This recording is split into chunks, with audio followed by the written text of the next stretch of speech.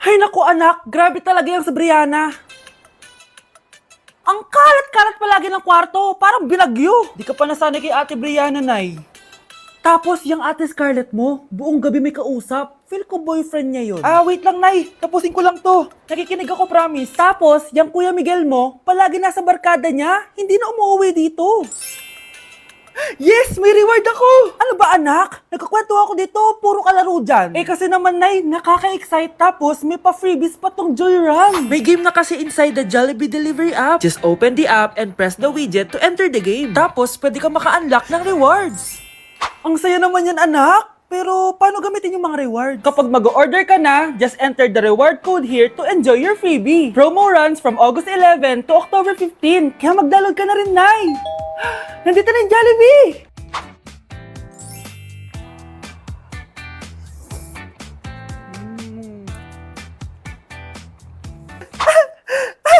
Yes! May reward ako! Ay wow, nag-enjoy na rin siya oh. Mga anak, gumawa na kayo ng assignment nyo. Aba, anong nakain ng mga to? Himala hindi nagsa-cellphone. Gusto kasi namin ng mataas na grades, Nay. True, Nay. At dahil dyan, deserve nyo ng ganito. Wow! Hashtag small wins! Mga anak, kain na! Ngayon, nakabili na ako ng bagong phone. Tagal ko din pinag-ipunan to Nay, nakapasa kami sa defense namin. Makakatulog na ako ng maayos. Aba, parang kaya nyo na nang wala ako Joke! O eto, reward ko sa inyo. Gutom na gutom? Mga anak, ang bilis niyo namang lumaki. Oo nga, Nay Piruin mo, may business na ako. Oh, Nay, may bahay na ako! Sobrang proud ako sa inyong mga anak. Proud din kami sa'yo, Nay. Kami naman na malilibre sa'yo na Super Meals. Grabe, ang sarap talaga mag-celebrate with Jollibee Super Meals, no? Ito ang pinaka-rewarding for me dahil andito ang best tasting favorites ko in one special plate. Tama, Nay! Tingnan mo naman tong Super Meal B. May Chicken Joy, half spaghetti. At may fries, rice, at drinks pa. Eh ikaw, ano ang recent wins mo? Huwag mo kalimutan na hashtag superdeserve mo din ng reward para sa sarili mo. Pag pinaluha mo ang nanay mo, tandaan mo, may kabayaran ang bawat luha niya. Isipin mo ito, noong maliit ka pa, ilang beses ka bang umiyak sa gabi? Ilang beses kang nagkasakit at nag-alala siya? Ilang beses kang nagutom at tiniis niya ang sarili niyang gutom para lang may maihain sa'yo? Pero ngayon, sino ang lumuluha? Ganun.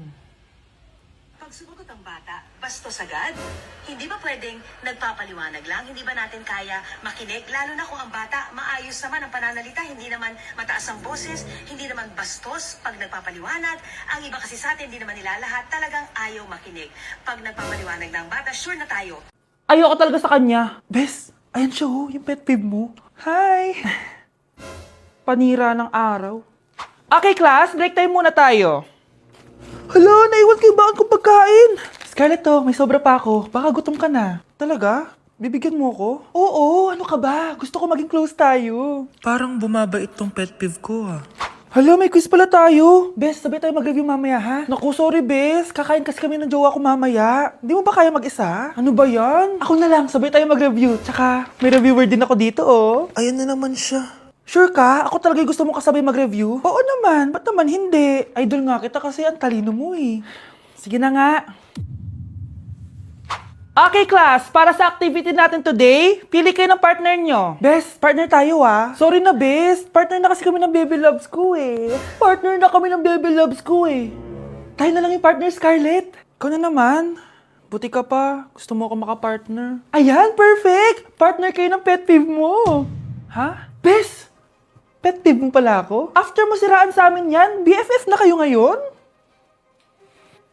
Samantha!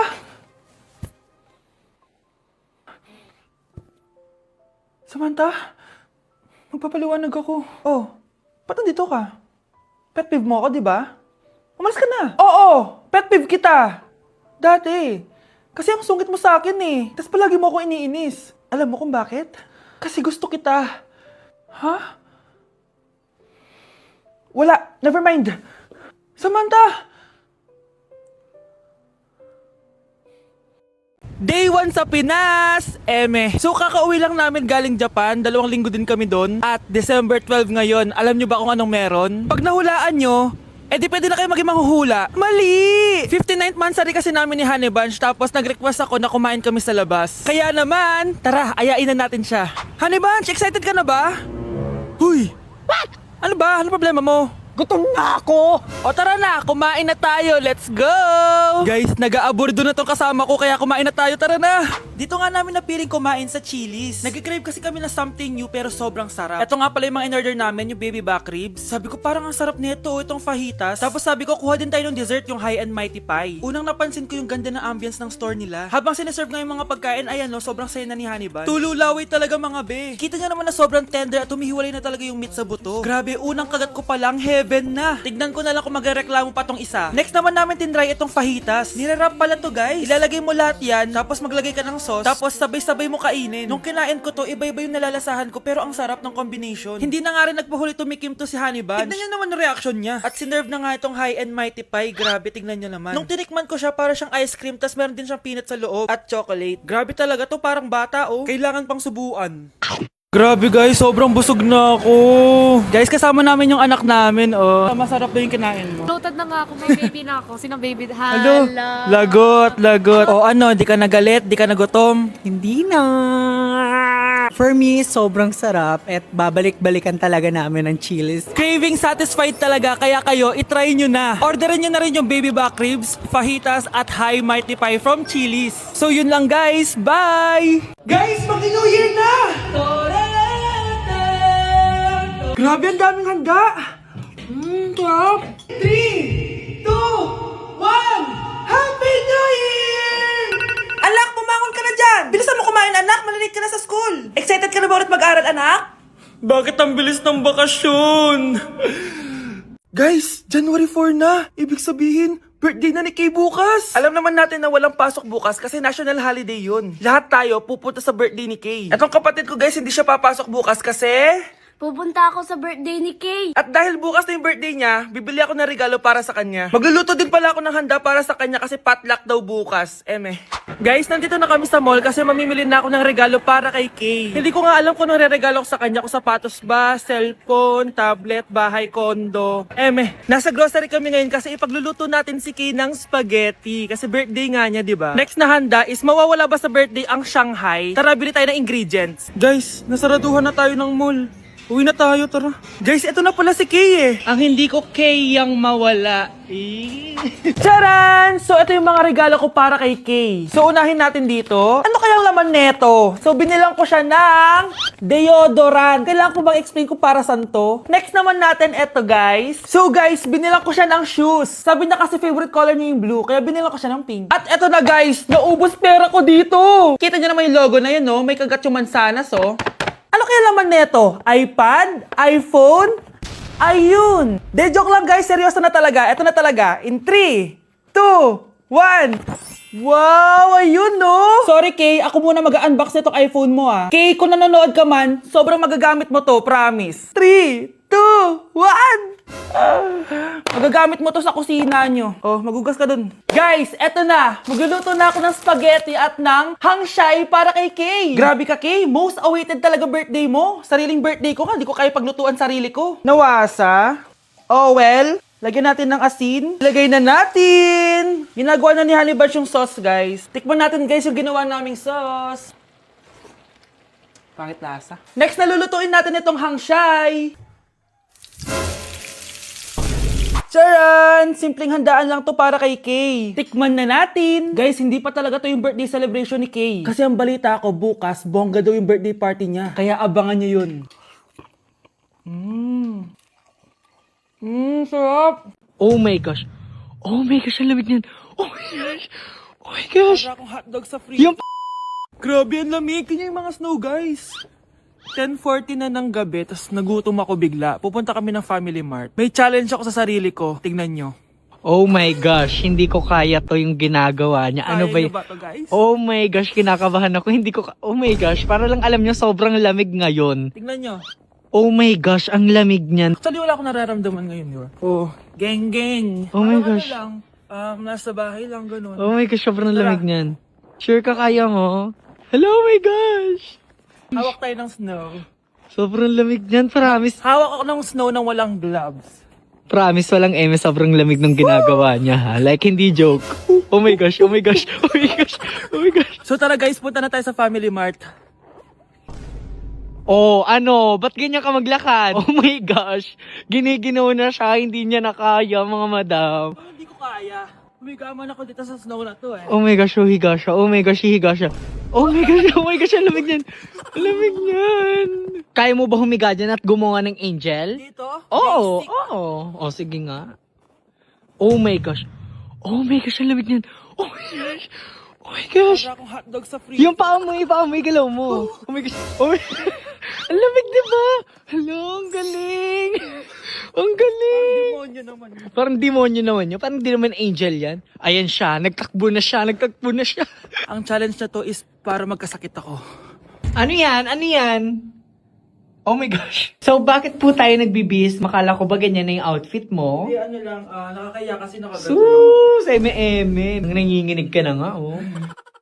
Grabe, hindi ko in-expect to mga best. Imagine, sobrang kabado ko kanina nag-exam tayo. Tapos ako pa pala yung haya sa classroom. Oh, di ba, best? Sabi ko naman sa'yo, kaya mo yan eh. Aminin na natin. Sobrang dali lang naman talaga nung exam. Last week nga, ang hirap ng exam, tas ako yung highest. Di naman ako ganyang ka-OA. Oh, kayong tatlo, kayo na lang magka-group sa research, ha? Ang saya! Tayong tatlo magkaka-group sa research! Scarlett, ikaw na lang leader namin, ha? Ha?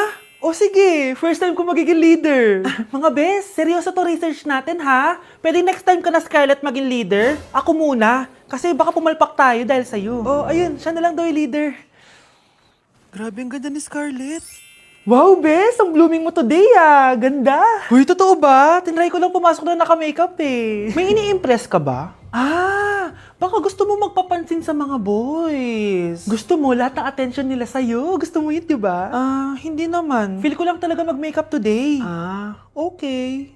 Mga bes! Finally! Nakabili na din ako ng bagong phone after ko mag-ipon ng 1 year. Hala! Happy for you, bes! Deserve mo talaga yan. May magagamit na tayo pang picture. Parang ang yabang mo na, no? iPhone pa talaga? Social climber yarn? Joke. Huy, bes! Cheska, may napansin lang ako. Tuwing may nagagawa o na-achieve ako, parang hindi ka masaya para sa akin. Ha? Hindi ah. Sensitive ka lang. Hindi eh. Best friend kita, di ba? Pero bakit parang kalaban kita? Kung may problema ka sa akin, sabihin mo. Dahil ayoko ng peking kaibigan. Sure ako na nai-insecure sa'yo yan, Scarlett. Tara na nga, eto tatandaan mo, Cheska. Kami lang ang nagtitiis sa'yo. Lahat sila, ayaw ka maging kaibigan.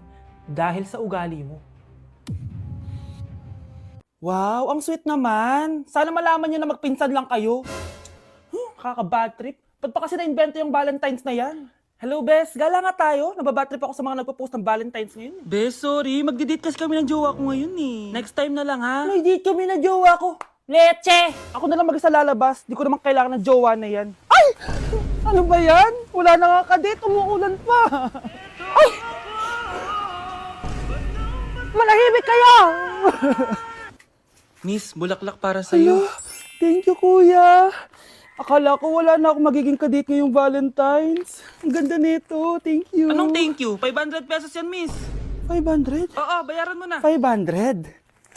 Oh, eto. Sa'yo na yung bulaklak mo. Pangit naman yan. Saksak mo sa kokote mo yan, ha? Deserve mo maging single. Umas ka dyan sa harapan ko. Baka di kita matimpi.